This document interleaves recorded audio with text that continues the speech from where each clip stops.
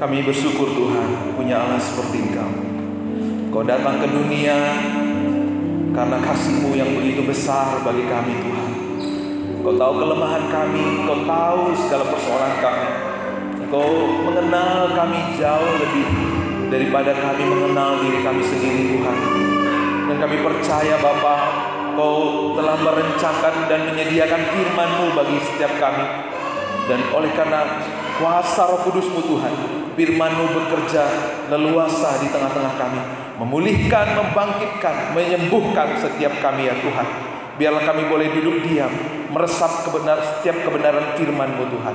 Biar kami duduk diam Tuhan, datang kepadamu dengan penuh kerinduan. Berbicaralah Tuhan, terlebih hamba-Mu yang penuh dengan kekurangan ini Tuhan. Kiranya Tuhan yang menyembunyikan di belakang kayu salib-Mu Tuhan, supaya kemuliaan-Mu saja yang tampak bagi setiap kami, dan nama Tuhan dikenal, dipuji, dan dipermuliakan. Di dalam nama Yesus kami siap mendengar firman-Mu. Haleluya, amin. Mari kita sapa samping kiri dan kanan kita. Aku senang, aku bahagia melihatmu ada di sini ya. Puji Tuhan. Selamat hari Minggu yang diberkati buat kita semua. Bapak Ibu, kita akan melihat pembacaan silih berganti kita dari Roma 2 ayat yang pertama sampai ayat yang ke-18. Sudah ada di slide, Bapak Ibu bisa melihat di depan. Saya akan baca ayat yang pertama, Bapak Ibu akan baca ayat yang kedua. Karena itu, hai manusia, siapapun juga engkau yang menghakimi orang lain, engkau sendiri tidak bebas dari salah. Sebab dalam menghakimi orang lain, engkau menghakimi dirimu sendiri. Karena engkau yang menghakimi orang lain melakukan hal-hal yang sama.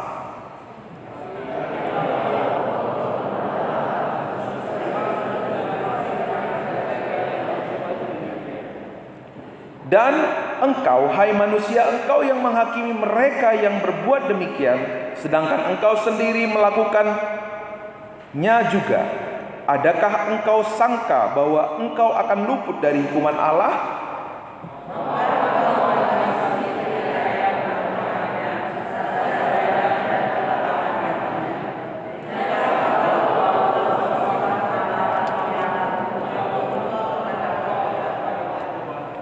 Tetapi oleh kekerasan hatimu yang tidak mau bertobat, engkau menimbun murka atas dirimu sendiri pada hari waktu mana murka dan hukuman Allah yang adil akan dinyatakan.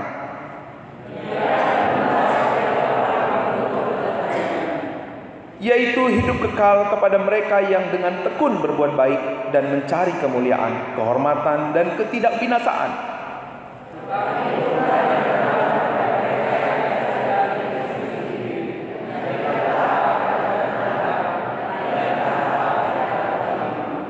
Penderitaan dan kesesakan akan menimpa setiap orang yang hidup, yang berbuat jahat, pertama-tama orang Yahudi dan juga orang Yunani.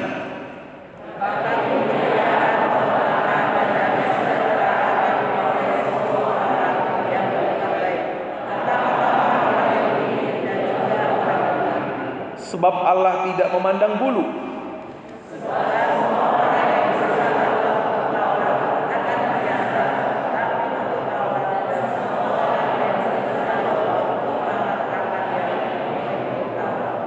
Karena bukanlah orang yang mendengar hukum Taurat yang benar di hadapan Allah, tetapi orang yang melakukan hukum Tauratlah yang akan dibenarkan.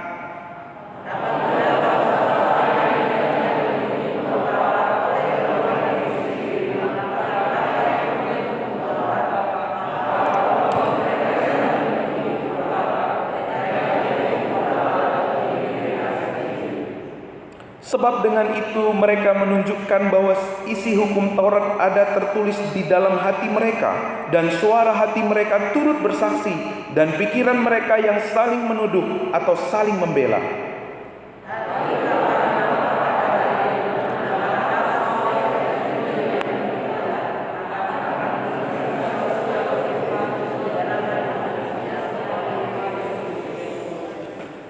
Amin.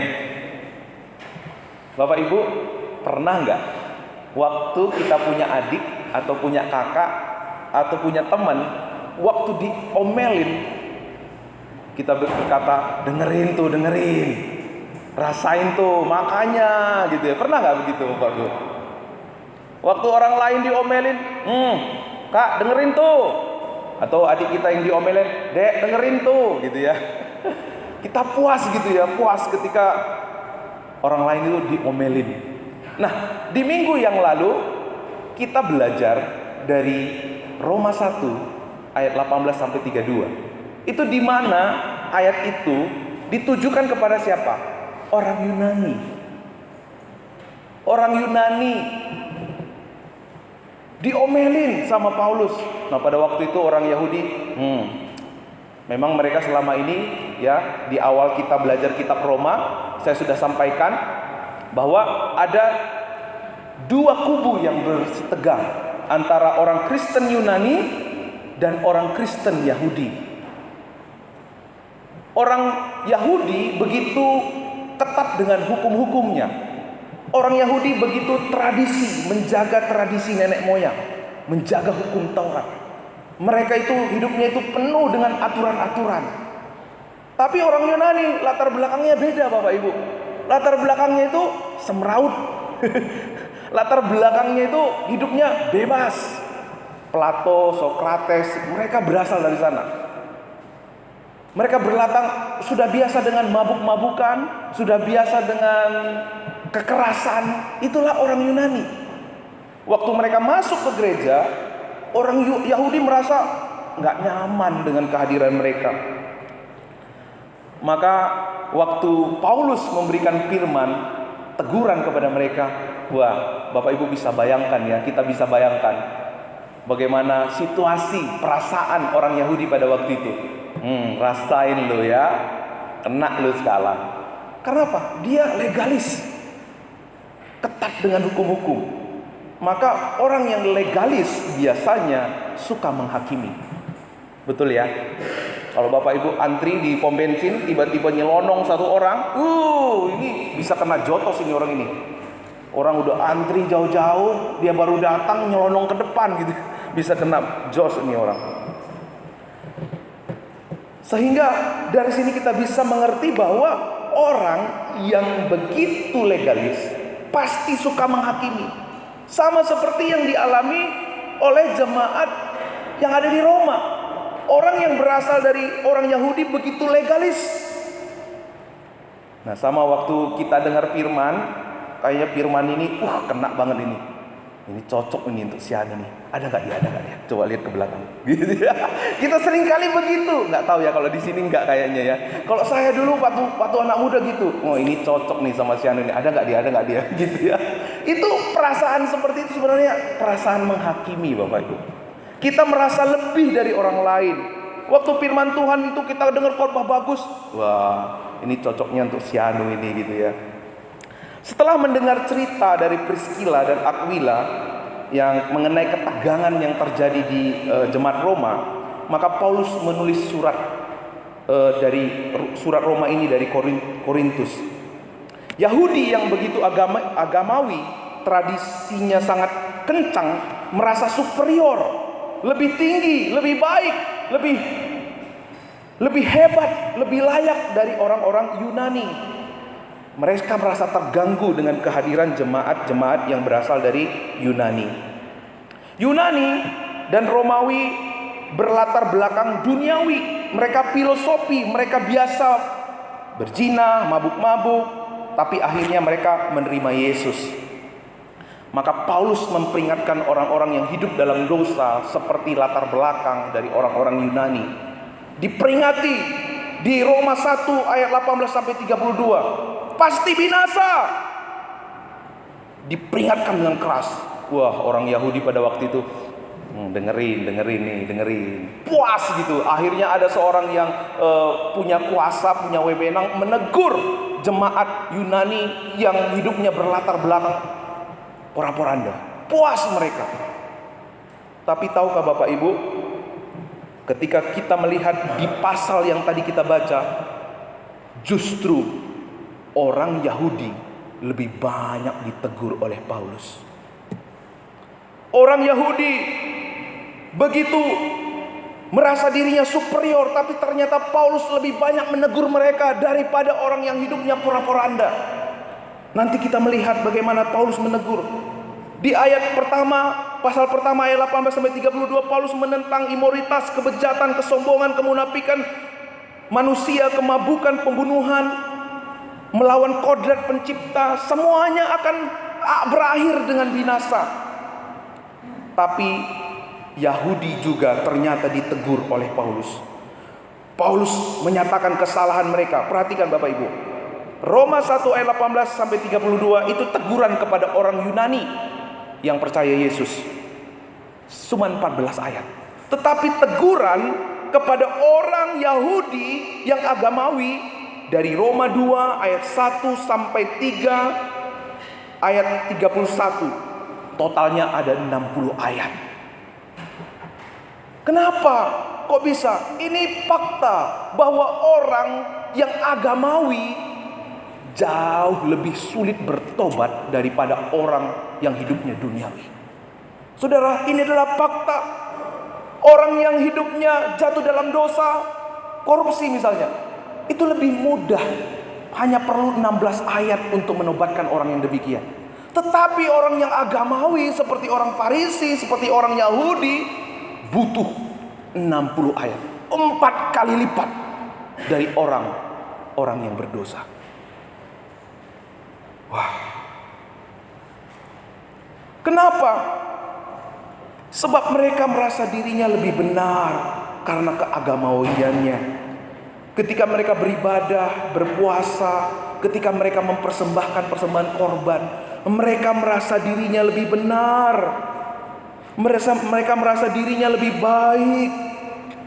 Ternyata Paulus bilang, kalian juga perlu bertobat. Kalian juga harus bertobat. Justru orang yang agamawi susah bertobatnya. Kenapa? Alasan pertama, karena mereka merasa lebih baik. Yang sadar, coba Bapak Ibu, mana yang lebih bertobat, yang lebih mudah bertobat? Yang sedang sadar melanggar perintah Tuhan, dan yang kedua, mereka yang sudah sering melakukan perintah. Mana yang lebih mudah bertobat? Maka yang sadar melakukan perintah Tuhan. Orang yang justru sering melakukan perintah-perintah, mereka sering sekali bergantung kepada apa yang mereka perbuat, lalu membuat kita merasa lebih hebat dari orang lain. Membuat kita merasa, itu yang sering saya bilang, sindrom better than, merasa lebih baik dari orang lain. Karena perbuatan baik dan ibadah mereka berpikir mereka sudah berbuat baik, sudah menunaikan amal ibadahnya, dan mereka menganggap diri sendiri lebih tinggi dari orang lain. Ini adalah sindrom better than yang sering sekali tanpa kita sadari menuntun kita kepada kehidupan yang palsu di dalam Tuhan. Makanya sering sekali waktu kita mendengar khotbah yang baik, ini khotbahnya apik, ini cocok nih sama si Anu nih, cocok nih sama si A ini. Mentang-mentang kita jago doktrin, mentang-mentang kayak saya mungkin udah pernah sekolah teologi, mungkin saya karena mentang-mentang saya berdiri di depan saudara, lalu saya merasa lebih hebat dari saudara. Itu adalah sindrom yang paling Tuhan benci. Ketika tahu hukum, ketika kita sering dengar khotbah, ketika kita ikut sekolah minggu, kita merasa lebih hebat dari orang lain. Ketika saudara ikut PA kehidupan, saudara merasa lebih tinggi, lebih layak melayani daripada orang lain. Ketika saudara memberi persembahan lebih banyak daripada orang lain, saudara merasa lebih layak, lebih berjasa dari orang lain. Ini menghambat kita untuk melihat pekerjaan Tuhan di dalam hidup kita. Karena sering sekali pada waktu itu kita mencuri kemuliaan Tuhan tanpa kita sadari. Orang yang merasa lebih baik, lebih kuat, lebih kaya, lebih layak, lebih terhormat, lebih berharga, Sesungguhnya orang demikian sulit sekali untuk bertobat, jauh dari perjumpaan dengan Tuhan. Makanya waktu Tuhan memberikan perumpamaan, ia mencari apa? Domba yang hilang. Ia mencari apa? Dirham yang hilang. Ia mencari apa? Anak yang hilang. Tuhan mencari yang terlemah, yang terhina, yang kurang berharga, yang tidak berharga. Ia mencari orang-orang demikian. Karena hanya orang-orang yang demikianlah yang sangat memungkinkan untuk bertemu dengan Tuhan. Menghakimi. Kenapa menghakimi? Karena menganggap dirinya lebih tinggi dari orang lain, sehingga dia menghakimi. Kemarin minggu yang lalu Bapak Ibu sudah belajar Roma 1 ayat 29 sampai 31.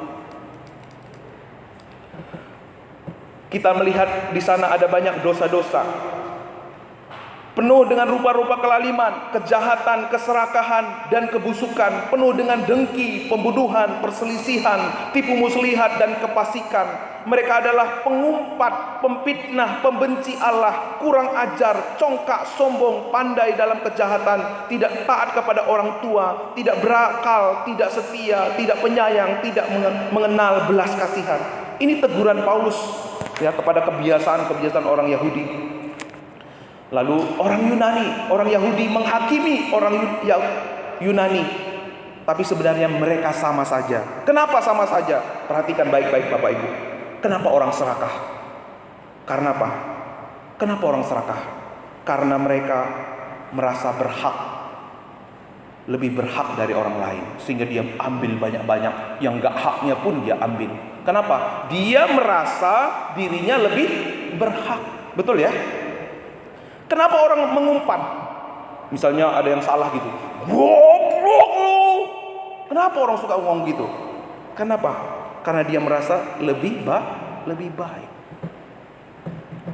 Kenapa orang membunuh? Kenapa orang berzina? Kenapa orang mencuri? Kenapa orang korupsi? Dan lain-lain. Karena mereka merasa lebih dan menganggap orang lain lebih rendah dari mereka. Menegur, mengidentifikasikan dosa memang harus, tetapi menghakimi itu beda. Karena apa? Kenapa orang merasa menghakimi? Karena mereka merasa lebih baik, lebih tinggi dari orang lain. Mungkin Bapak Ibu bilang, beda loh Pak, beda. Yang satu kan berbuat, yang satu kan dalam hati. Memang bentuknya beda, tapi akarnya sama. Makanya tadi kita lihat di ayat sebelumnya. Nah, di sini kita lihat ya, Bapak Ibu, karena itu, hai manusia, siapapun juga engkau yang menghakimi orang lain, engkau sendiri tidak bebas dari salah. Sebab dalam menghakimi orang lain, engkau menghakimi dirimu sendiri, karena engkau yang menghakimi orang lain melakukan hal-hal yang sama. Jelas ya Bapak Ibu, Paulus bilang engkau sama saja kalau kamu menghakimi orang lain. Kenapa orang menghakimi? Karena dia bangga dengan usahanya, dia bangga dengan perbuatannya, bisa melayani lebih, bisa memberi lebih, bisa jadi orang yang terlama di gereja, bisa menghafal ayat, bisa ikut sekolah minggu, bisa ikut PA kehidupan, bisa ikut komunitas. Sering sekali membuat kita merasa lebih baik, lebih layak, dan lebih tinggi dari orang lain. Maka pertobatan itu tidak terjadi lewat legalisme. Maka pertobatan itu, perubahan hidup itu tidak terjadi, oh saya mau masuk Kristen deh. Akhirnya seperti orang Yunani ya, hidupnya liberal, hidupnya lisensen. Tuhan kan sudah mengampuni dosa kita, jadi gak apa-apa dong kita berbuat dosa. Nanti kita minta ampun pada waktu kita jam doa, pada waktu kita ibadah hari Minggu. Gak bisa berubah. Atau legalis, harus hukum-hukum. Kita menegankan, gak boleh, ini gak boleh, itu gak boleh. Gak bisa mengubah orang Bapak Ibu. Hidup kita digerakkan oleh reward dan punishment. Hidup kita jalan kalau dicambuk. Hidup kita itu jalan kalau diiming-imingin, kalau ditakut-takutin gitu loh. Makanya saya waktu berdiri di sini Bapak Ibu tidak pernah lagi menakut-nakuti Bapak Ibu. Tidak pernah saya katakan Bapak Ibu kalau nggak kasih perpuluhan, hati-hati ekonomi Bapak Ibu gitu ya. Nggak pernah. Karena itu bukan Injil, ya. Tapi yang saya selalu sampaikan di tempat ini adalah Injil. Karena hanya Injil yang mengubah hidup manusia. Kalau hati kita dikuasai oleh Injil, kalau hati kita mengalami Injil Kristus, maka di sana terjadi transformasi kehidupan. Di sana lahir pertobatan yang sesungguhnya. Waktu kita mengalami anugerah Tuhan, waktu kita mengalami kasih Tuhan yang begitu besar, itulah yang memampukan kita untuk menjadi penyembah dalam roh dan kebenaran. Karena saudara, semua kita bisa melayani, kita bisa ada di tempat ini, kita bisa berbuat baik, kita bisa memuji Tuhan, kita bisa baca Alkitab, kita bisa hafal Alkitab, hafal ayat-ayat. Itu semua karena kemurahan Tuhan. Amin. Itu semua karena kasih Tuhan. Apa yang kita banggakan? Makanya Efesus bilang, karena kasih karunia kamu diselamatkan. Jangan ada orang yang memegahkan diri. Karena waktu begitu kita bermegah, kita sama saja dengan dunia ini.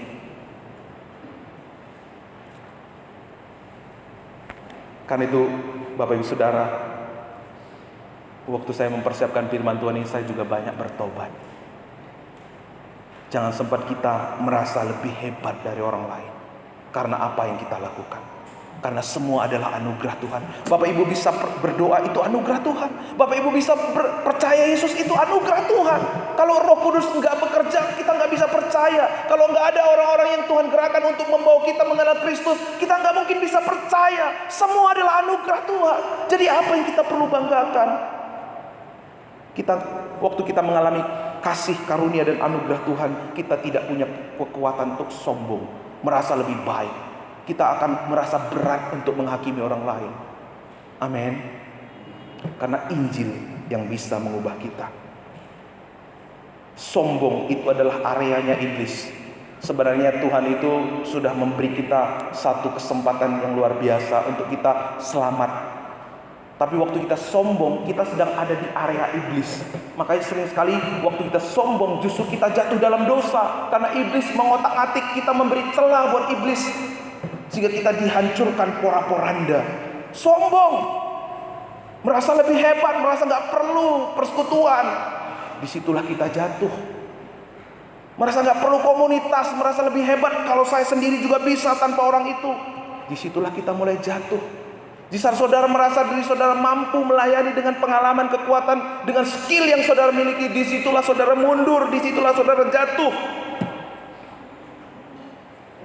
Karena merasa lebih layak, merasa pantas, merasa lebih berhak, membuat kita lupa bahwa kita ini adalah rentan, kita ini terbatas.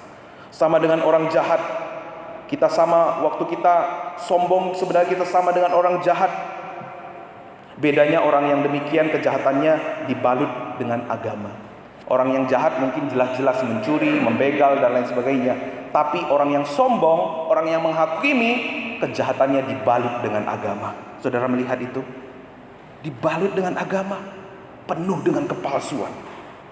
Jadi Bapak Ibu, etikanya Tuhan bukan etika perbuatan. Etikanya Tuhan bicara tentang apa? Hati dan motivasi kita. Bagaimana kita punya hati dan motivasi yang berakar, bersumber dari kasih karunia yang Tuhan anugerahkan kepada kita. Makanya dikatakan di ayat 4-5, maukah engkau menganggap sepi kekayaan kemurahannya, kesabarannya, dan kelapangan hatinya? Tidakkah engkau tahu bahwa maksud kemurahan hati Allah ialah menuntun engkau kepada apa? Kepada pertobatan. Semakin kita menyadari kemurahan hati Allah, semakin kita menerima kekuatan untuk bertobat di dalam hidup kita. Tetapi oleh kekerasan hatimu yang tidak mau bertobat, engkau menimbun murka atas dirimu sendiri pada hari waktu mana murka dan hukuman Allah yang adil akan dinyatakan di dalam kehidupanmu. kenapa orang yang menghakimi, kenapa orang yang sombong sulit bertobat? Karena orang yang menghakimi, orang yang sombong, konsekuensi dosanya tidak langsung. Kalau pencuri, kedapatan, babak belur, betul ya? Tapi waktu kita sombong, kita angkuh, kita menghakimi orang lain, kita baik-baik aja tuh, baik-baik aja, nggak kenapa-kenapa tuh, bener nggak? Konsekuensinya nggak langsung, makanya sulit bertobat. Makanya waktu pencuri babak belur udah mau kritis gitu ya, kritis, hidupnya mau hancur, beritakan Injil, orang ini memungkinkan sekali untuk terima Yesus.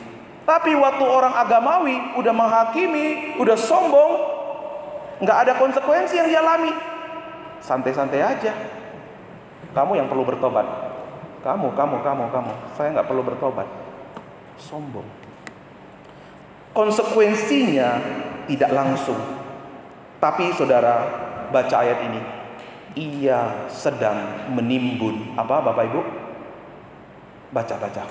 Ia sedang menimbun murka Allah atas dirinya. Pada hari penghakiman semua akan diuji, dan yang berasal dari jerami akan hangus lejak. Yang palsu pasti terbukti pada akhirnya. Ketidaksadaran akan dosa yang dilakukan dengan menghakimi dan menganggap diri lebih tinggi dari orang lain, sebenarnya mereka tidak menimbun harta di sorga, tetapi menimbun murka atas dirinya sendiri. Pada hari waktu murka Allah dari hukuman Allah yang adil akan dinyatakan. Agama membuatmu bangga dengan perbuatanmu, tetapi Kristus, Injil membuat kita bangga terhadap apa yang Kristus lakukan buat kita, sehingga kita tidak pernah masuk dalam jerat kesombongan. Kita akan tetap ada dalam anugerah Tuhan yang membawa kita kepada kemenangan.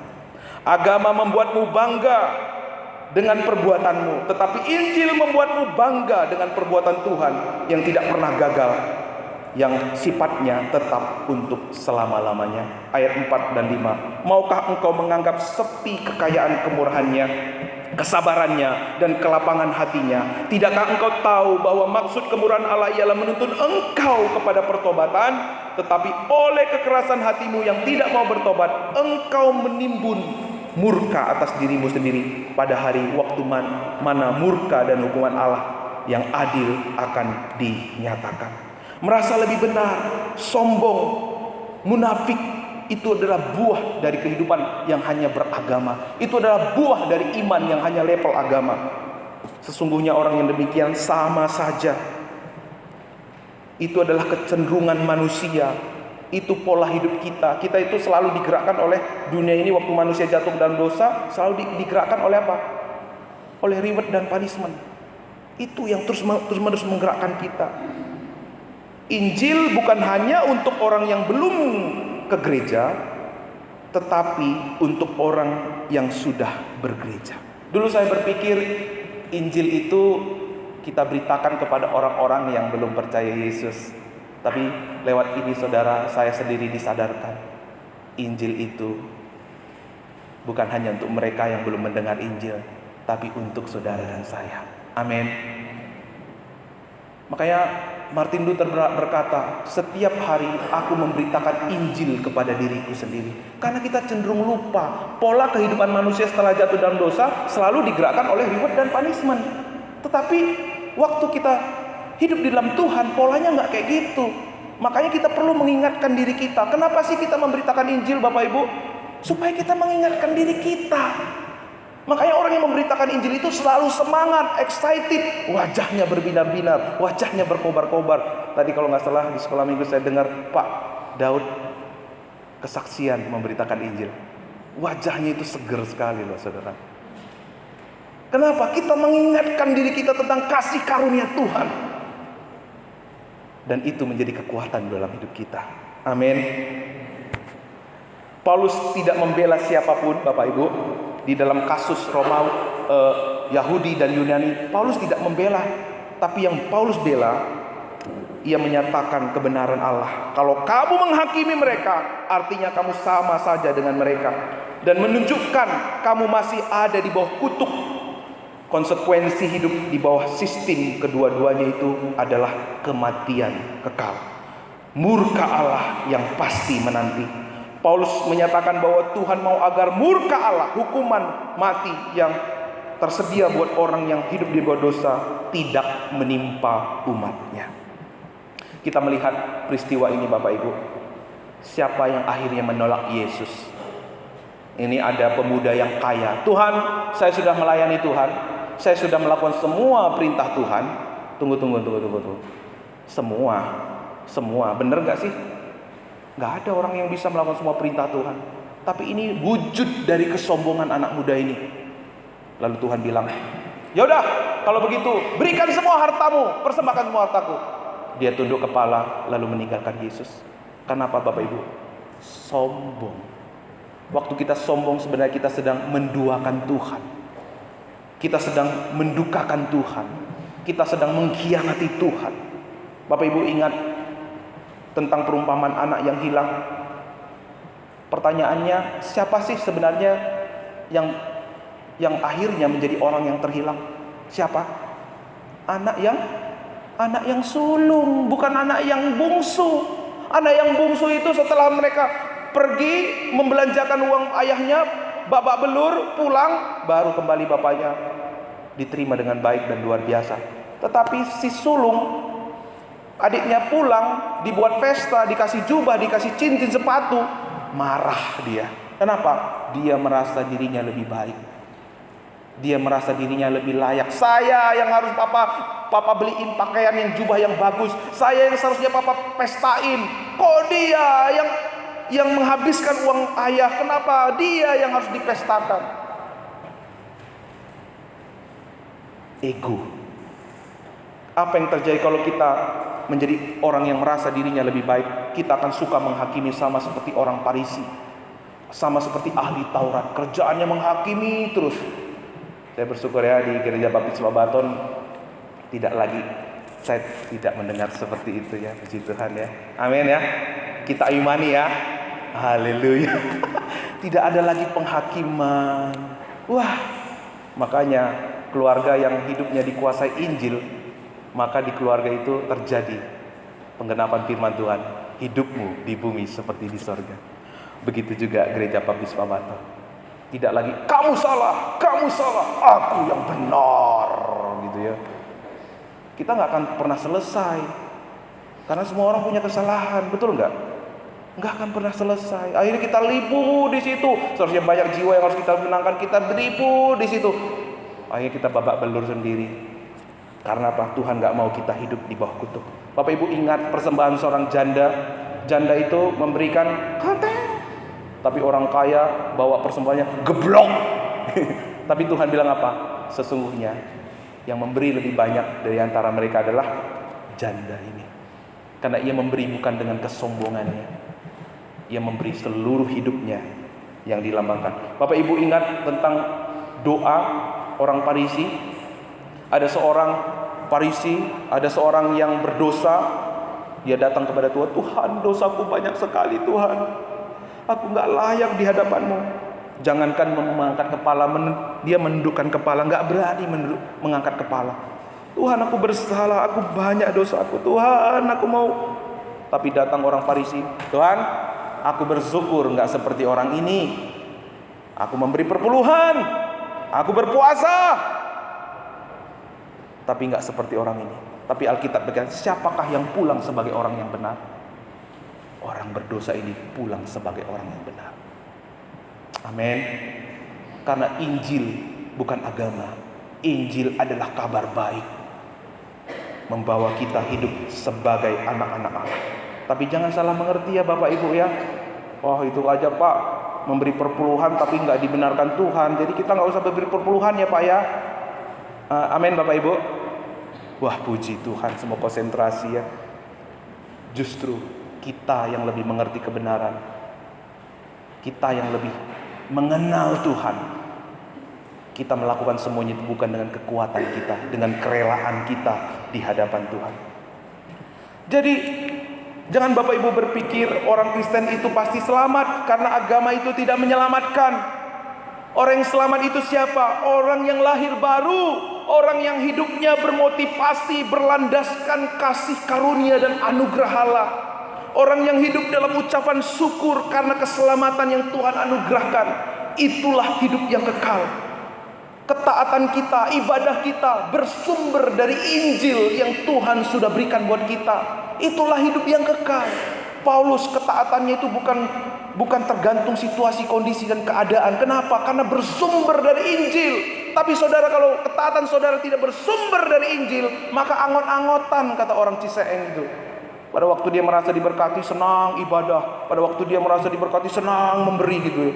Pada waktu doanya belum dijawab Tuhan, marah sama Tuhan. Angot-angotan namanya. Kenapa? Kalau kita tidak hidup di dalam Injil, sesungguhnya Bapak Ibu perhatikan, Senin sampai Jumat kita membohongi sesama kita. Sabtu sampai Minggu kita membohongi Tuhan. Itulah orang-orang yang hidupnya agamawi. Kita berdoa, lewat gereja kita semakin banyak orang yang hidupnya bukan agamawi, tapi hidup karena Injil Kristus. Itulah sebabnya kita harus bersemangat di dalam membangun komunitas, semangat dalam sekolah minggu, semangat jam doa. Karena lewat itu kerajaan Allah diberitakan di tengah-tengah kita.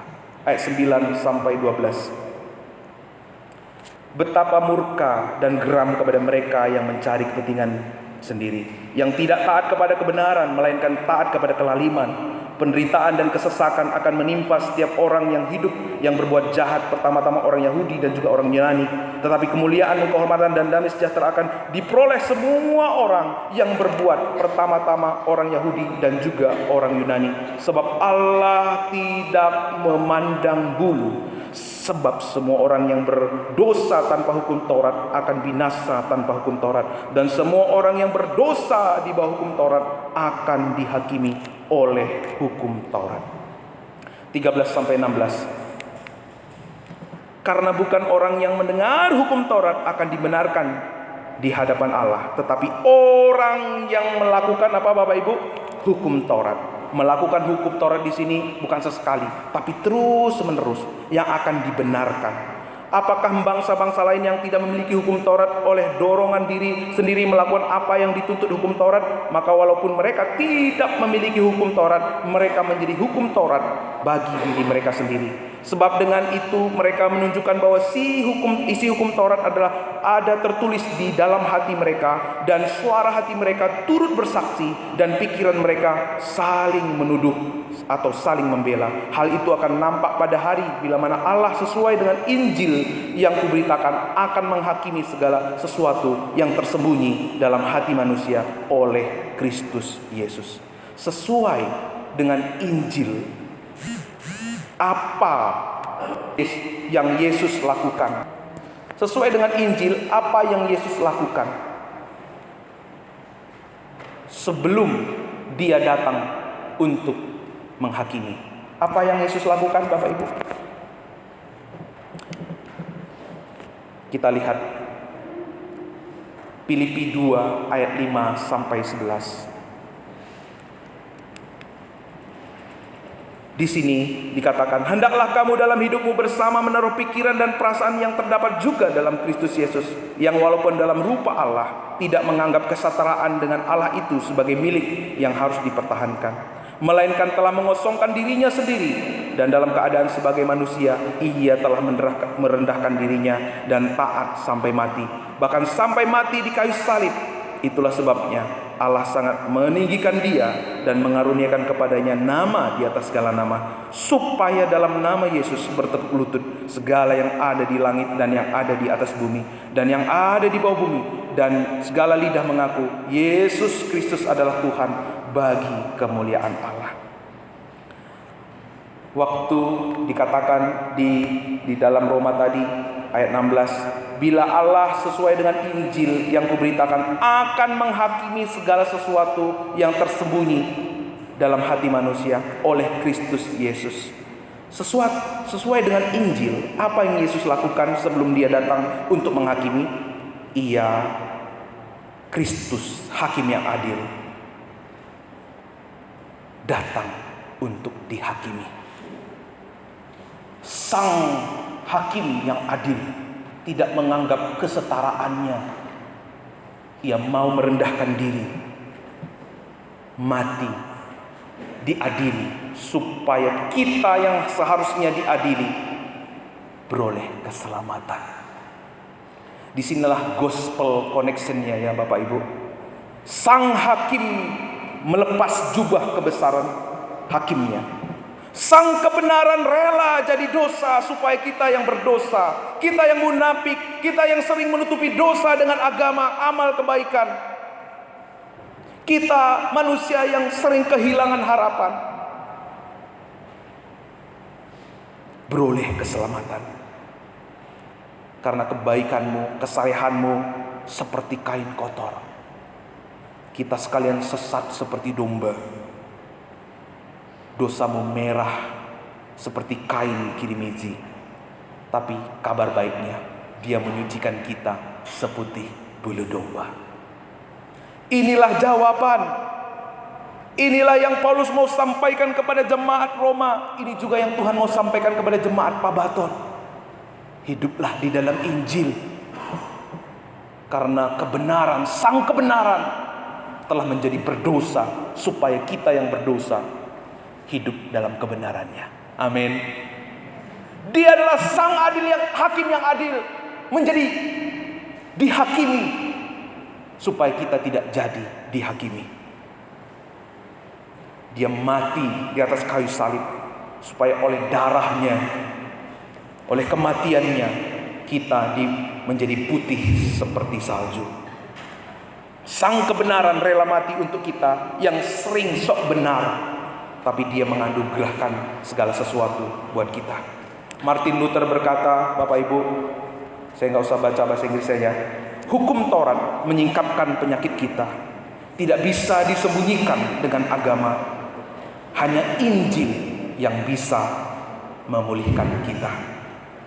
Banyak yang merasa lebih hebat karena tahu tentang Tuhan, karena dengar khotbah banyak merasa hebat, karena tahu banyak firman merasa hebat, karena tahu Injil merasa hebat. Makanya mereka suka berdebat di YouTube. Mereka suka berdebat, marah ketika doktrin orang lain salah. Saya tidak katakan kalau orang salah kita nggak harus tegur ya. Tapi mereka tidak sadar bahwa mereka sama saja dengan pembuat kejahatan. Kalau kamu menganggap dirimu lebih tinggi dari mereka yang belum alami Injil, bukankah dulu kita juga sama dengan mereka? Tanpa ada kuasa Roh Kudus, tanpa ada orang yang mendoakan kita, tanpa ada orang yang Tuhan pakai untuk menjangkau kita, kita nggak akan sampai di hari ini. Maka waktu kita melihat orang berdosa, orang yang bersalah, orang yang hidup dalam dosa, kita tidak lagi menghakimi. Justru hati kita berbelas kasihan. Dan kita berdoa kepada Tuhan, Tuhan pakai aku Bapa untuk menjadi alatmu buat ibu ini, buat bapak ini, buat adik ini, buat kakak ini. Kita tidak punya kekuatan lagi menghakimi. Yang ada adalah belas kasihan. Tuhan, ternyata masih banyak di dekat saya yang belum mengalami Injil. Tuhan, apa yang saya lakukan, itu yang akan menjadi doa kita. Tuhan, mampukan saya untuk menjadi terang kasih-Mu. Tuhan, mampukan saya Tuhan untuk menjadi kesaksian yang hidup. Kita gak punya kekuatan lagi untuk menghakimi orang lain. Hati kita penuh dengan belas kasihan. Bagaimana kalau ada tiba-tiba pembunuh di tengah-tengah kita? Apakah ada yang mau salaman dengan dia? Apakah saudara akan, jangan dekat-dekat pembunuh itu, pembunuh. Kalau seperti itu sangat disayangkan. Berarti apa? Masih agamawi. Justru ketika ada pembunuh di sini, saudara sambut dia. Kalau bisa kita buat pesta. Amin. Yes, puji Tuhan. Buat pesta, sambut. Anakku yang hilang telah kembali. Itu yang Tuhan lakukan. Galatia 2 ayat 16. Terakhir kita baca sama-sama. 1, 2, 3 ayat. Kamu tahu bahwa tidak seorang pun yang dibenarkan oleh karena melakukan hukum Taurat, tetapi hanya oleh karena iman dalam Kristus Yesus. Sebab itu kami pun telah percaya kepada Kristus Yesus, supaya kami dibenarkan oleh karena iman dalam Kristus dan bukan oleh karena melakukan hukum Taurat.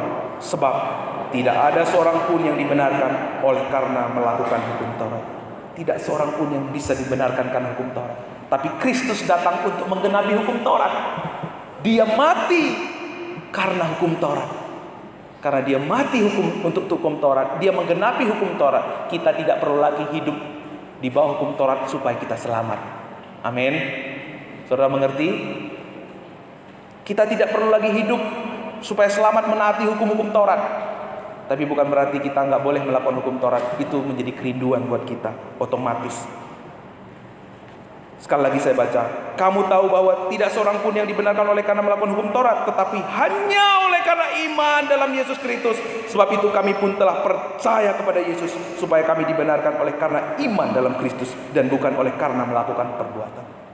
Paulus mau sadarkan kita hari ini, kita dibenarkan karena Yesus. Karena Yesus sudah menanggung kutuk dosa. Dosa kita sudah ditanggungkan waktu Yesus mati di atas kayu salib. Sehingga hari ini kita yang ada di dalam Yesus adalah orang yang dibenarkan. Layak diberkati, layak dipakai Tuhan, layak melayani. Bukan karena apa yang kita buat, bukan karena apa yang kita lakukan, tetapi apa yang anaknya lakukan di atas kayu salib. Sehingga kita tidak punya kekuatan untuk bermegah sedikit pun. Justru hati kita rendah hati, justru hati kita tunduk, justru hati kita rindu hidup seperti yang Tuhan kehendaki. Mari kita tunduk kepala. Bapak Ibu Saudara, marilah kita hidup hanya karena iman di dalam anugerah anaknya Yesus. Mulai hari ini, tidak lagi berbangga atas perbuatan, atas pelayanan, atas persembahan.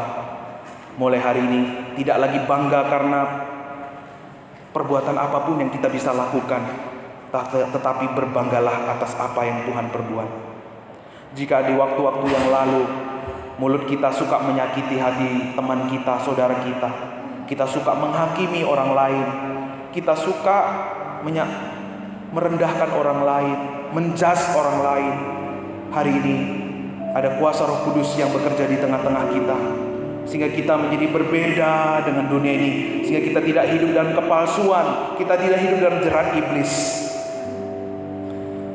Sesungguhnya ketika ada orang yang punya kelemahan, jatuh dalam dosa, kita juga dulu sama seperti mereka, hidup dalam dosa, kesesatan. Sehingga kita hari ini oleh pertolongan Roh Kudus tidak lagi punya kekuatan untuk menghakimi. Bahkan mulai hari ini, saudara yang suka membanding-bandingkan diri dengan orang lain, minta kekuatan dari Tuhan oleh kebenaran firman-Nya. Biar mulai hari ini kita semua hidup oleh iman. Kita semua hidup oleh Tuhan, karena Tuhan, untuk Tuhan, dan dengan Tuhan. Tidak lagi hidup dengan perbuatan dan usahamu, tetapi berdirilah di atas perbuatan anaknya yang telah menyelesaikan segala sesuatu. Berhenti bekerja keras untuk diterima, dihargai, diberkati. Karena berkat itu, penerimaan yang terbesar, penghargaan terbesar sudah engkau alami di dalam Yesus Kristus yang mengerjakan segala sesuatu dalam hidupmu. Tidak lagi berusaha mengubah pandangan orang lain terhadap diri kita. Tidak lagi berjuang keras, menghabiskan uang banyak-banyak, menghabiskan waktu banyak-banyak untuk mendapatkan pengakuan dan penghargaan dari sesama kita, terlebih dari mereka yang kita tidak sukai. Pada waktu yang sama engkau akan beroleh kekuatan untuk mengasihi dan berhenti menghakimi mereka yang masih hidup di dalam dosa.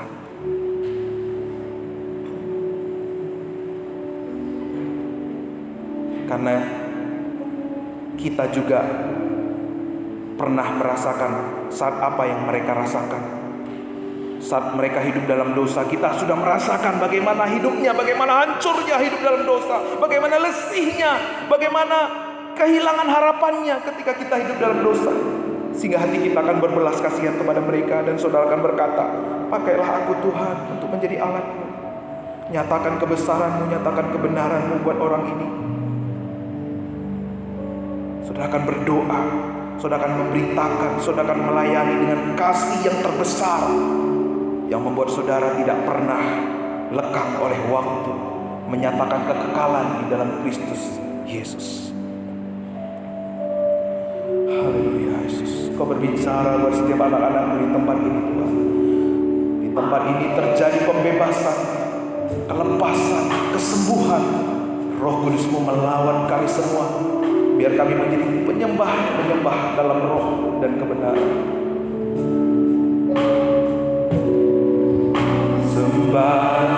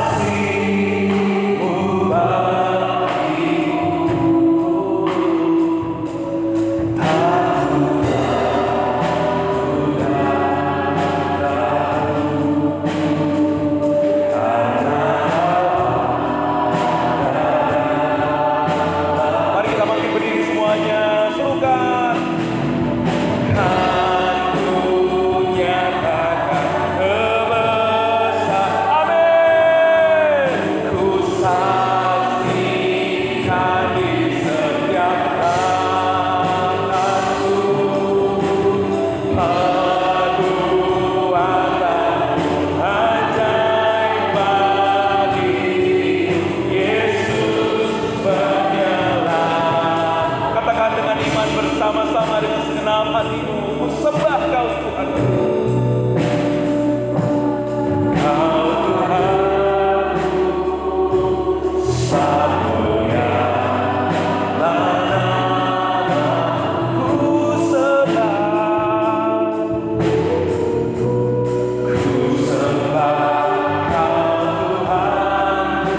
Amin. Kasih-Mu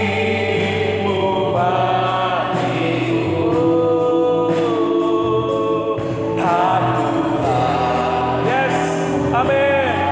Haleluya.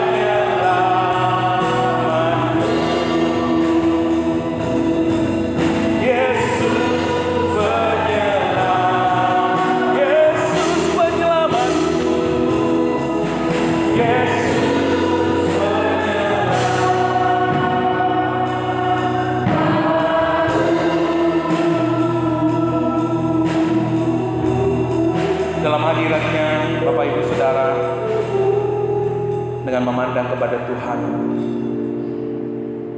dengan hati yang penuh kerinduan kepada Tuhan. Kalau Tuhan mengetuk hatimu untuk mengambil satu keputusan di siang hari ini, saudara cukup mengangkat tangan saudara di tempat saudara berdiri.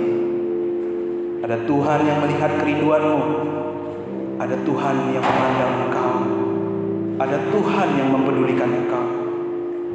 Jangan pandang orang yang ada di belakang, di depan, kanan dan kirimu.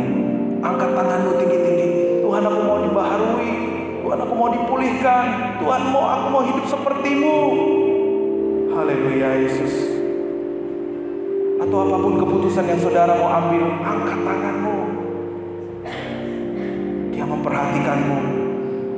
Dia rindu memakai engkau yang sederhana untuk pekerjaannya yang besar. Haleluya Yesus. Hamba mau berdoa Tuhan untuk setiap anak-anak Tuhan di tempat ini, terlebih mereka yang mengangkat tangan mereka. Kuasa Roh Kudus-Mu tercurah, mengalir. Biar setiap anak-anak-Mu yang mengambil keputusan hari ini Tuhan, beroleh kekuatan baru untuk hidup dalam terang kasih Tuhan. Mereka tidak hidup lagi dalam level agama, tapi mereka hidup dalam Injil kebenaran-Mu yang memberikan mereka kekuatan-kekuatan yang tidak pernah lekang oleh waktu, tidak dipengaruhi oleh musim kehidupan, hingga membawa kami kepada rencana-Mu ya Tuhan. Terima kasih Bapa di surga buat pekerjaan-Mu di tengah-tengah kami. Hamba-Mu percaya lebih dari apa yang Hamba-Mu sampaikan, Roh Kudus-Mu yang sempurna memateraikan kebenaran-Mu Tuhan dalam setiap hati sanubari kami. Terjadi pembebasan, terjadi pemulihan di tempat ini, terjadi kebangkitan di tempat ini, kebangkitan iman, kebangkitan kehidupan di dalam kasih karunia-Mu yang melimpah-limpah. Tidak ada lagi orang yang hidup dalam kepura-puraan, dalam kemunafikan dan kesombongan Tuhan. Mulai hari ini kami hidup dalam iman yang tulus, ikhlas, murni di hadapan Tuhan. Kokoh, kuat, dan tidak pernah digoyahkan oleh apapun di dunia ini. Karena Engkau yang memberi kami kehidupan kekal ya Tuhan. Terima kasih Tuhan Yesus, terpujilah nama-Mu. Sepanjang minggu ini kami serahkan seluruh hidup kami. Pemeliharaan, pertolongan, pembelaan, penyertaan-Mu sempurna di setiap langkah anak-anak-Mu Tuhan. Engkau yang membuat mereka berhasil. Biar hati dan pikiran kami senantiasa tertuju kepada Injil-Mu Tuhan, bersandar kepada apa yang Tuhan sudah kerjakan buat kami. Anak-anak kami dalam perkuliahan, dalam sekolah mereka, Tuhan mencukupkan kebutuhan mereka, menambahkan kepintaran, kecerdasan kepada mereka. Orang-orang tua kami yang bekerja Tuhan, di kantor, di ladang, di peternakan, dimanapun apapun yang membuat mereka, apapun yang mereka kerjakan, Tuhan yang membuat berhasil. Tuhan membentengi, memagari setiap anak-anak Tuhan, baik ketika ada di rumah, ketika ada di jalan, jauh dari segala apapun yang tidak kami ingini ya Bapa. Lewat gereja ini Tuhan, selalu Engkau ditinggikan. Lewat umat-Mu di tempat ini Tuhan, banyak orang akan mengalami Injil kasih karunia, iman yang sejati di dalam Kristus Yesus Tuhan. Terima kasih Tuhan. Terima kasih jemaat-Mu yang sedang bergumul untuk pekerjaan. Tuhan buka tingkap-tingkap langit ya Tuhan, supaya jemaat-Mu beroleh pekerjaan yang layak, pekerjaan yang terbaik. Tuhan, anak-anak Tuhan yang bergumul untuk jodoh, Tuhan Engkau yang akan menemukan mereka dengan pasangan yang sepadan, yang melengkapi mereka dalam pekerjaan Tuhan, yang melengkapi mereka Tuhan dalam menggenapi panggilan-Mu ya Bapa. Terima kasih Tuhan, yang sakit disembuhkan, yang berbeban berat diberikan kelegaan di dalam nama Yesus. Kuasa-Mu Tuhan melimpah di tengah-tengah kami. Kuasa darah-Mu Bapa menyucikan, menyembuhkan, bilur-bilur-Mu menyembuhkan setiap kami, dan hidup kami Bapa semakin memuliakan-Mu Tuhan. Bapak Ibu Saudara, ibadah kita telah selesai. Tuhan mengasihi-Mu dengan kasih yang tidak berkesudahan. Kasih-Nya besar, lebih besar dari pelanggaran-Mu, lebih besar dari dosa-dosa dan kelemahan-Mu. Dia yang maha besar, Dia yang maha benar, memberkati engkau dengan kasih yang tidak berkesudahan. Arahkan hatimu, pandang kepada Kristus, tengadahkan tanganmu dan terimalah berkat-Nya. Tuhan memberkati engkau berlimpah-limpah. Tuhan melimpahi engkau dengan kasih karunia dan anugerah kebenaran-Nya. Mulai hari ini engkau berkuasa atas segala kelemahanmu, berkuasa atas dosa-dosamu, karena Dia yang bertahta, Dia yang telah melakukan segala sesuatu menjadi dasar, menjadi sumber dalam kehidupanmu. Pulanglah, bawalah damai dan sukacita surga. Pulanglah, beritakanlah, saksikanlah, jadilah terang, jadilah garam dimanapun kau berada. Roh-Nya menyertai kita dari hari ini, esok, dan sampai selama-lamanya. Haleluya!